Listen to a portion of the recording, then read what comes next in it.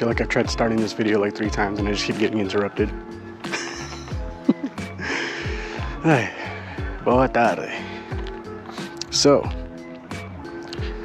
originally, this was not what I was gonna do today.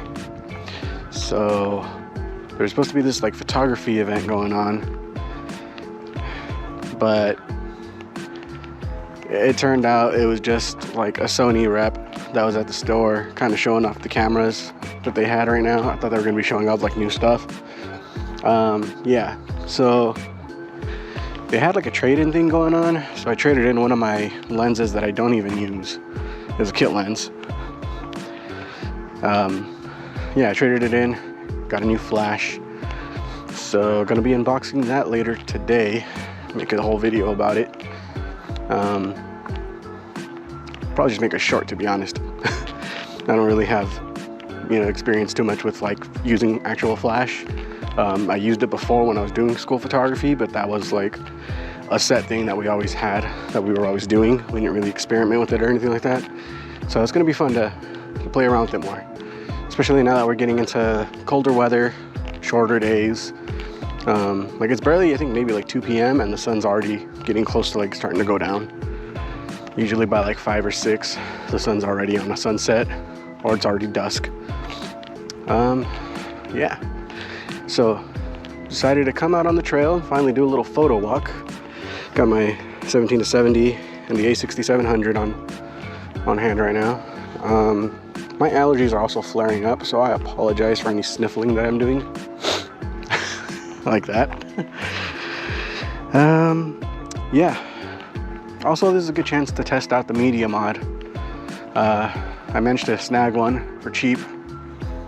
Usually these things are very expensive, but I got it for very cheap. So yeah, hopefully the audio quality is a little bit better. I still need to get another like external mic that I can just like strap onto me. But the media mod one should be fine for now. But yeah, so I decided to just kind of come out here and walk the trail a bit.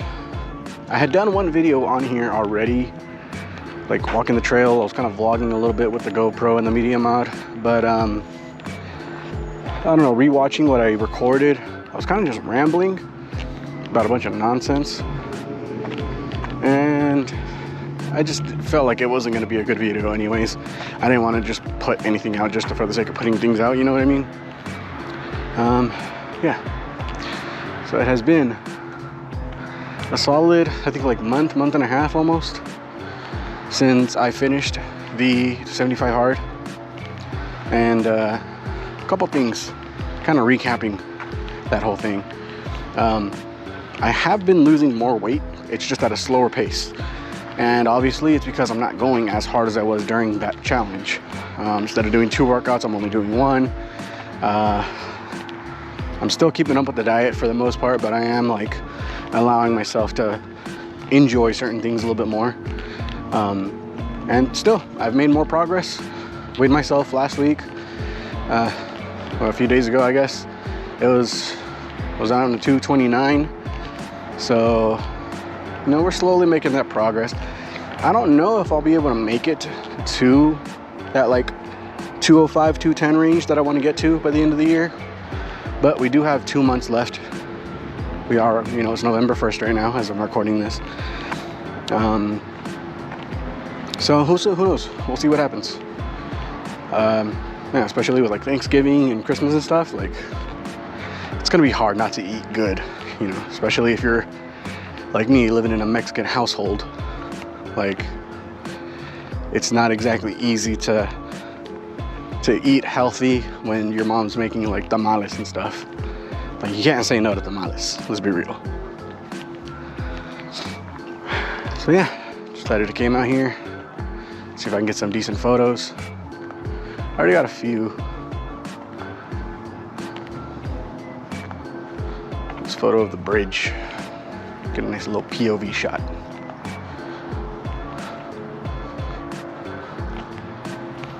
So let's see what we can do here. So let's see,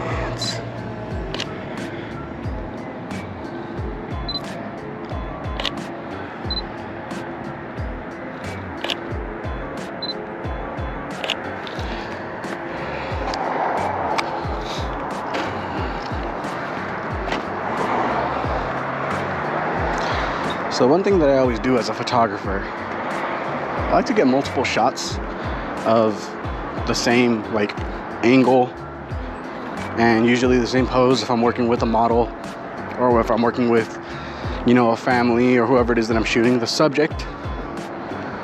I like to get I like to get multiple shots, and the reason I do that is specifically because it's something that I learned when I was working in a photo studio, where if you get 4 or 5 of them, at least one of them is going to come out good. You know, oftentimes every photographer, if you're watching this, I'm sure you've gone through this at some point in your life.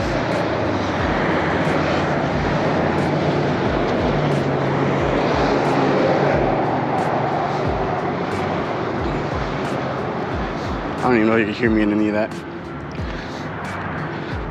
But yeah, I'm sure every photographer goes through this at some point in their life, where you take one shot, you think it's good because you look at it through the camera, then you go home to edit and you realize like your subject was out of focus, or you were like slightly tilted off camera, or like off angle.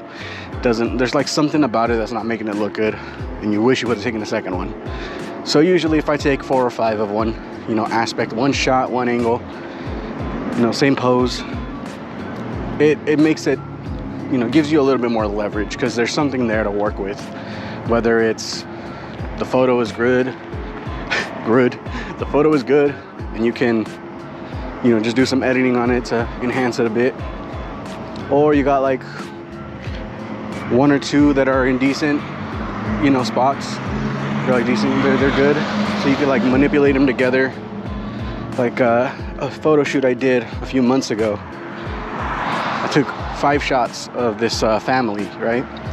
And in one of them, the dad and the son, they weren't smiling, but the mom and the daughter were, and vice versa. In the other one, the other 2 weren't smiling, but the dad and the son were. So what did I do? Kind of just layered them up on top of each other, photoshopped, and boom, we had a whole happy family. And they loved the photo.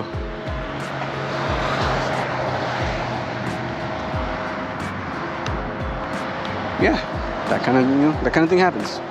But as a photographer, you want to make sure your clients are happy, because if they're happy, they come back and they recommend you to more people, and that's how you get more exposure.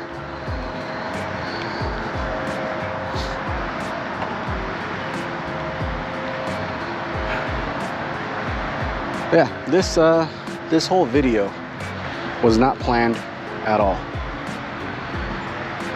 So I'm kind of just winging it. But you see, the good thing about photography is that when you have an eye for it, you can do just about anything. Or for example, these little, whatever these are. I actually don't know what these plants are. You know, we zoom in a bit, and boom.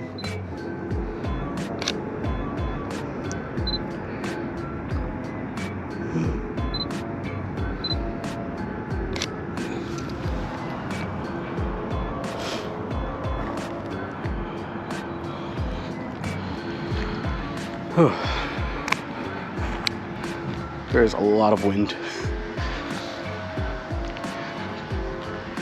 But yeah, you could find, you know, like when you develop an eye for photography, you could frame just about anything and make it look good.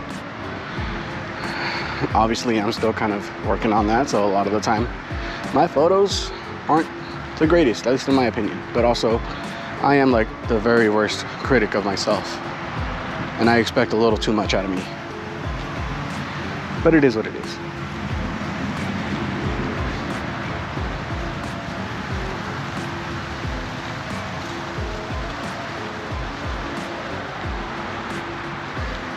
See, here we go. For example, this tree. So we got these leaves that are green. Everything else is kind of dying in the background. But you know what this tells me? Perseverance. The tree looks like it's dying. Obviously it's fall, so everything's browning, everything's falling, but these are growing strong. So what we do, right, we zoom out a little bit, Put that in focus. Look like booty cheeks.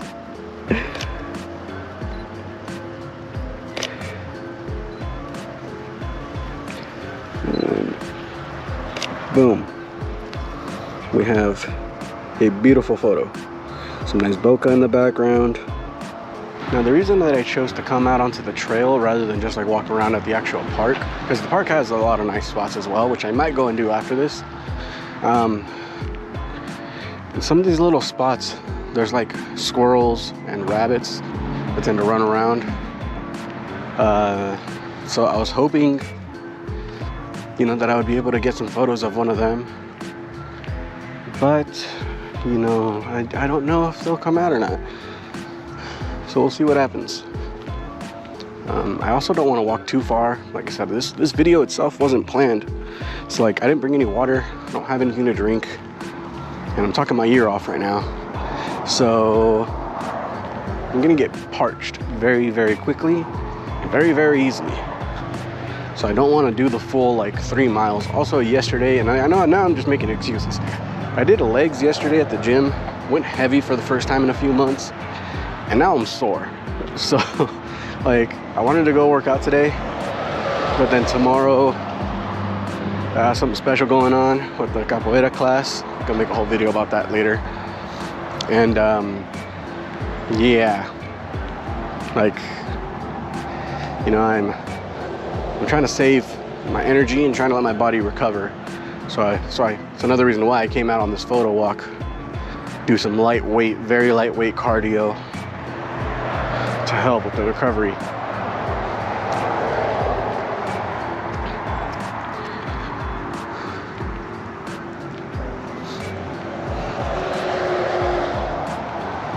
But we got a nice breeze. Looks like rain might be coming in soon. So we will see what happens.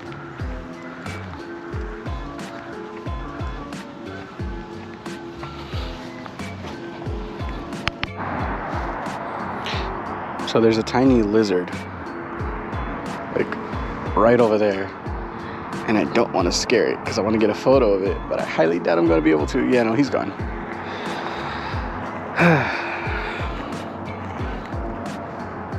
So, right here we got a couple of flowers. Oh, shoot.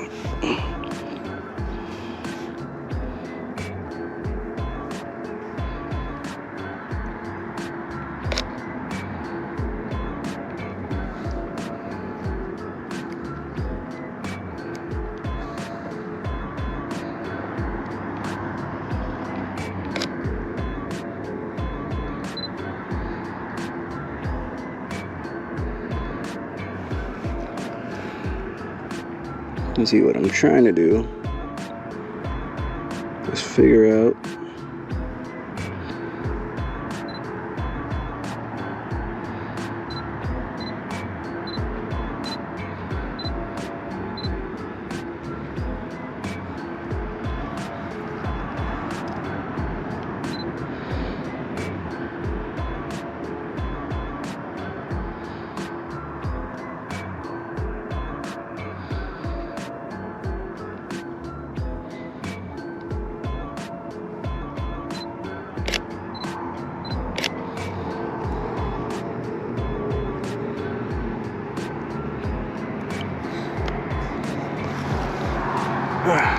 yeah, essentially this video is becoming just like a macro photography job, like video.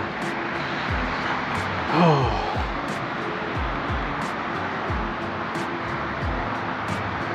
As you can hear, it was hard right now to get up. Pause.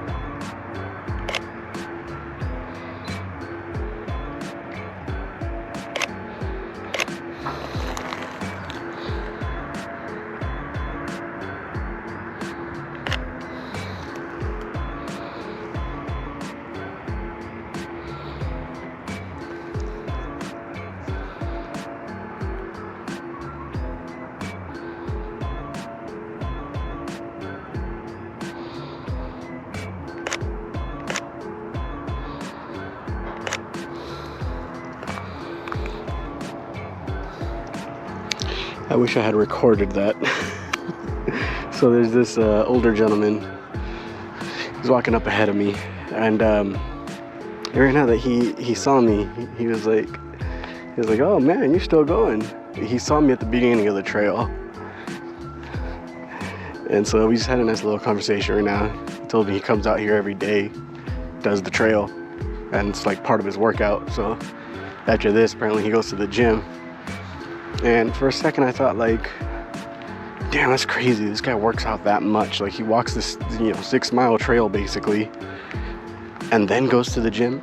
And then it hit me right now, I do that. It was like when I was doing the 75 hard, I was coming out here doing the trail, working out, going back, and then still going to the gym. I was doing at least like 4 to 5 hours of working out every day.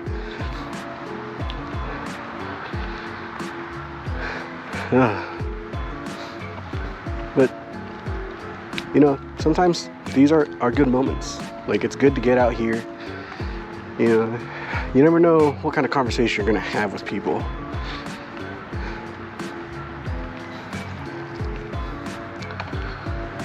Sometimes they're good, sometimes they're bad, but it's all about the experience, right? Oftentimes I tend to struggle with certain mental health issues. I get in my own head about things, get down on myself. I'm too hard on myself a lot of the time. And then I have moments like these, conversations with people, where it kind of just helps remember, it reminds you that it's not all bad. I see another lizard right here. Let's see if I can get a photo of it. Wait. Ah, it ran away.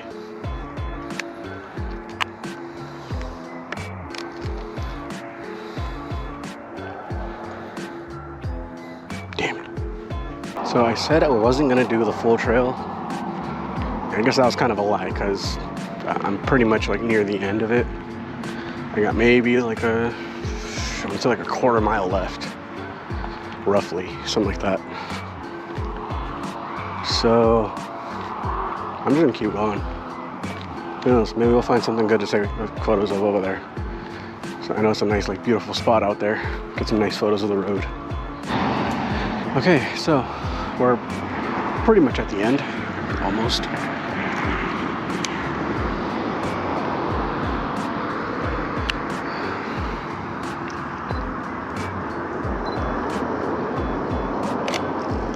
So we can do flat shots, right? Or we can do them off to the side. A little bit angled.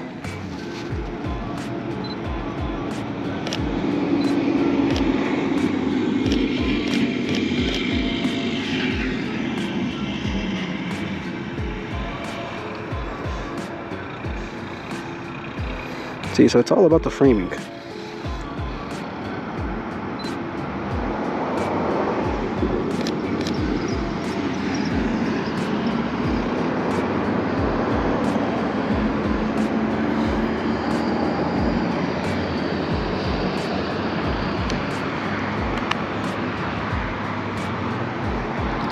Big thing to take away when you're doing photography a lot of the time is that you wanna don't get stuck in one style of photography. Don't get stuck in just has to be like this every single time, because otherwise then you kind of become a copy and paste kind of photographer, which you don't want to be. You always want to be creative. I always want to look for something new.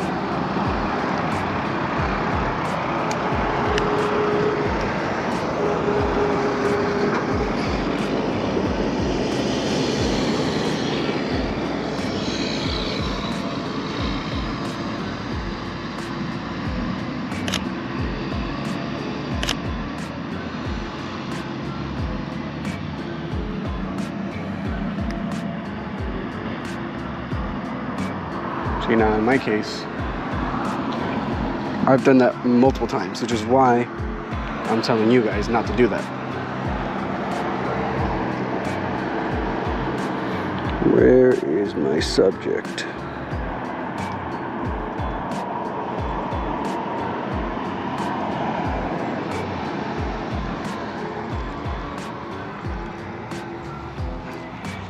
You guys probably can't see it in the video, but there's like lines of ants right here, and I'm trying to get them to focus on the camera because I want to get a photo of the ants.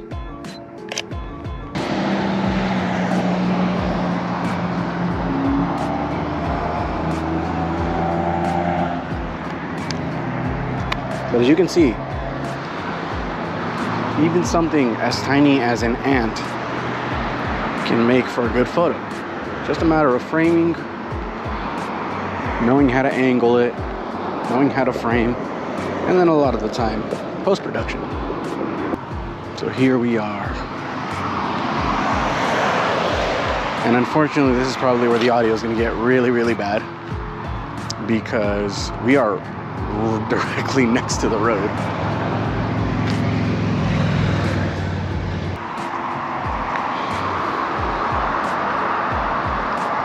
Just make it a little tighter to see we can do shots like this, right? And this is just me standing up straight. But now if I get down on one knee, angle it up, you know, really get the framing in. Even almost place my camera on the ground. We get some nice shots.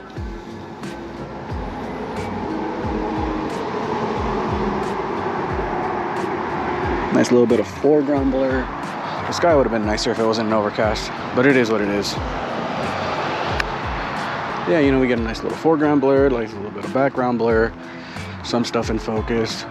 Obviously, it'd be better if I had a subject with me, either one or two people, maybe a group or something. But that'll be for a future video. So if anyone who is watching wants to model for me, I can't pay you, but you'll get some good photos in return.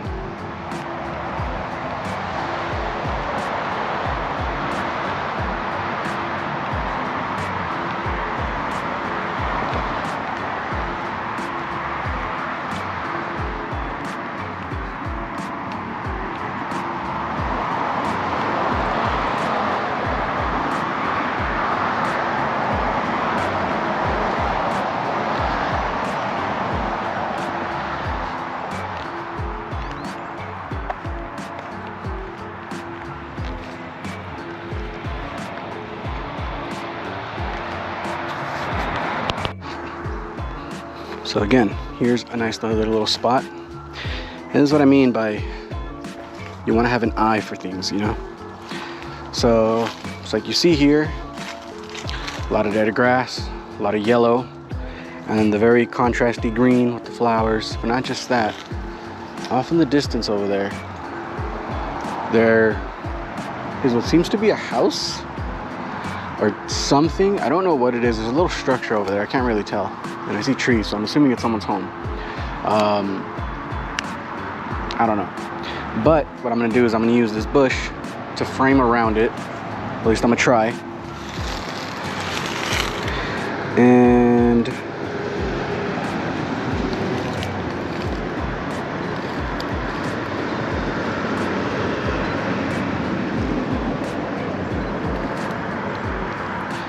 what we're gonna do is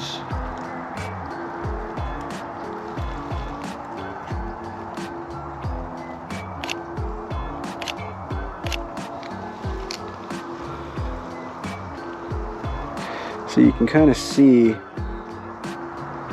yeah, that structure looks like it's like in a tent.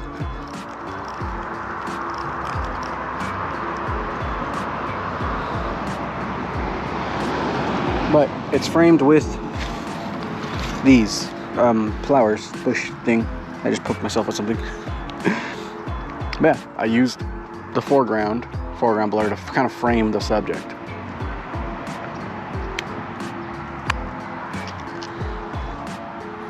And I did that earlier too. You probably saw it if I put it in the video. But it was one of the first things that I photographed when I got on this walk. Was I believe it's a picture of the hospital.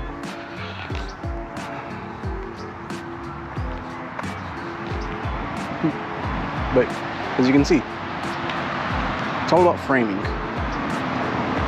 If you can frame a photo well, you can get anything to look good. Even that turd over there.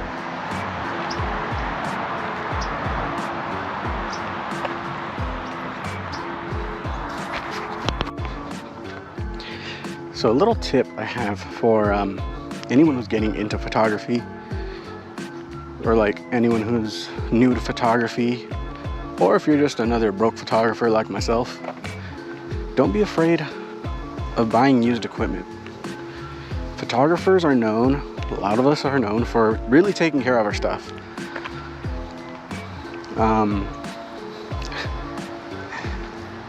So, like for example, this Tamron 17-70 is normally like an $800 lens, okay? And I got this thing for $300, and as you can tell, this thing looks brand new, like if it wasn't even used, which I'm highly certain it probably wasn't. How did I get that for $300? eBay. I went in eBay listing, should have gotten it for cheaper, but someone tried to scalp me on it, and the listing said that they didn't know the condition. It was unknown. So when I looked into the page, it seemed like it was this mom and pop electronic shop. Most likely someone went in, sold the lens to them. They didn't know anything about cameras, most likely. They didn't know anyone who did. So they just sold it as is. They probably didn't even have a camera body to like test it out with. And so obviously on my end, it was a gamble, because it could have very easily been a lens that didn't work. But yeah, no, I got it, tested it out with my camera, and I've been using it ever since. And I've had this thing for a couple of months now, and it's still working strong. It's kind of become the go-to lens. Well, obviously it's a little heavier than, like say, the Sigma 18-50. You know, there's other options that are lighter that can produce similar, or in some cases even better quality. I like it. I think it's great. It's got a nice focal range, and it works. But it kind of goes back to what I'm saying though. Don't be afraid to take that risk on some equipment. Just make sure you know what you're looking at. Obviously, experience plays a lot of roles into it. I've bought equipment before that just flat out were bad buys, and it happens. But I've also bought equipment like this, for example, where you get really great deals. So if you're someone who's getting into photography, or you know, you're just trying to shave a few bucks but also upgrade equipment, never be afraid to go on eBay. You can go on KEH. Never be afraid to buy used equipment. If you're iffy on something, I'm sure you can find someone online, or you may know someone else who's a more experienced photographer, more seasoned photographer, who can help you out and, you know, look at things with you. Yeah.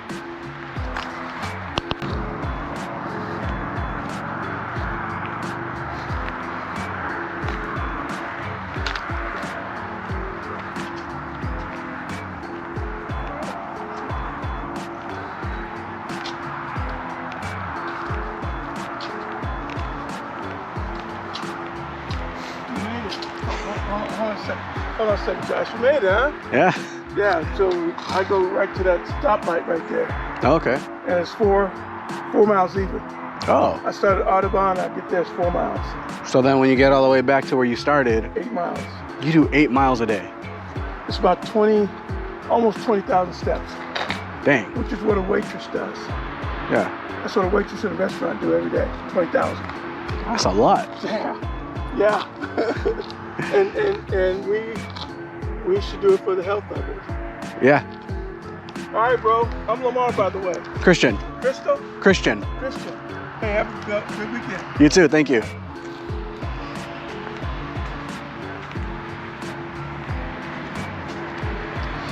See, this is what I mean. It's like, I'm someone who for the longest time was angry, was jaded, like I was very upset all the time. I always had a chip on my shoulder. I went through a period of time where I felt like everyone was against me. Like even people who didn't know me, I always felt like they immediately got this perspective, you know? And obviously it was due to some experiences, you know, little traumas, things like that. But you have experiences like this where you meet people, just random people on the road or, you know, wherever you're at, and they're good people. You know, you have nice conversations with them. You know, you get to know people. But it's like, it's a constant reminder to me that not everyone is evil. Not everyone has malintentions. And not everyone is out to get you. I often still fall into that trap where I have this like whirlwind of emotions, right? I end up angry and upset about stuff that's going on in my own life, and I project that onto others. I push out negativity when I don't want to do that.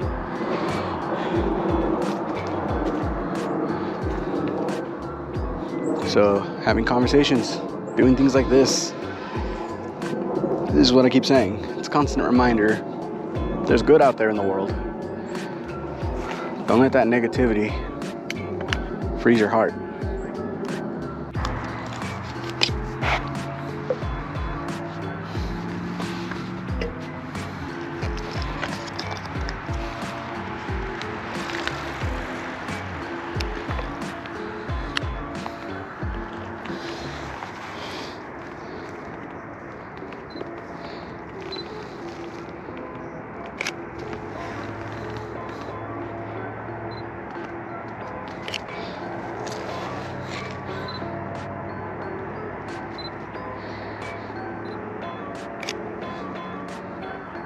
I don't know why it's doing a handstand.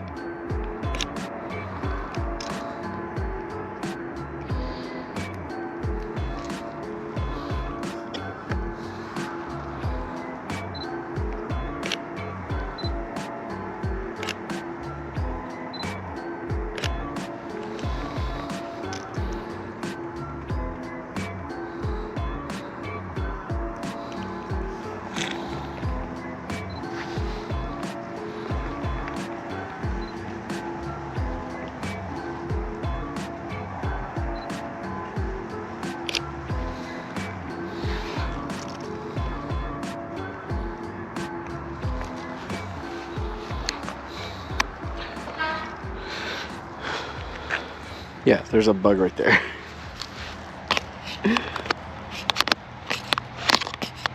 And now I can't get my camera. All right.